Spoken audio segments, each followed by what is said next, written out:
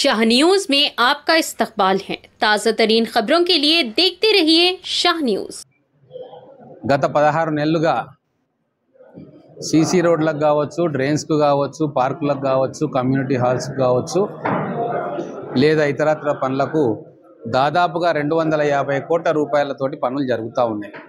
కొన్ని పూర్తయినాయి, కొన్ని జరుగుతూ ఉన్నాయి, ఇంకొన్ని జరగబోతూ ఉన్నాయి. 75 సంవత్సరాలలో ఎప్పుడూ జరగని అభివృద్ధి ఈరోజు మహబూబ్ నగర్ కార్పొరేషన్లో జరుగుతూ ఉంది.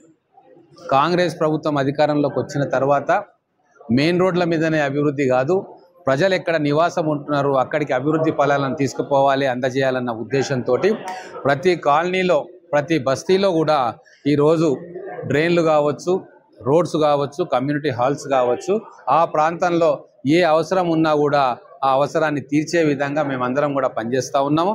అలాగే ఈరోజు మూడా నిధులతోటి మహబూబ్ నగర్ పట్టణంలో ₹1 కోటి దాదాపుగా అభివృద్ధి పనులకు శంకుస్థాపన చేసుకున్నాం.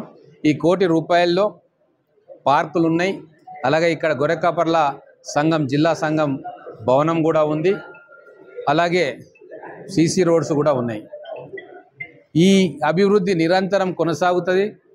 మన మున్సిపాలిటీ నుంచి కార్పొరేషన్గా చేసుకుంటున్నందుకు దాని ఫలాలు మనం అనుభవిస్తూ ఉన్నాం.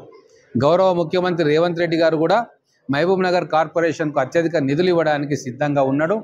నేను ఒకటే కార్పొరేషన్లో నివాసం ఉంటున్న ప్రజలకు ఒకటే చెప్తా ఉన్నా, మన ముఖ్యమంత్రి గారు పాలమూరు బిడ్డ కాబట్టే మన మీద ప్రేమ చూపిస్తూ ఉన్నాడు. ఏ ప్రాజెక్ట్ అడిగినా, ఏం నిధులు అడిగినా కూడా ఛాయాశక్తుల మనకి ఇవ్వడానికి కృషి చేస్తూ ఉన్నారు.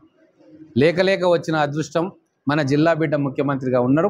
మన ముఖ్యమంత్రి గారిని బలపరుచుకునే విధంగా మన అందరి వ్యవహార శైలి కూడా ఉండాలని చెప్పి నేను మహబూబ్ నగర్ కార్పొరేషన్ ప్రజలను కోరుకుంటా ఉన్నా.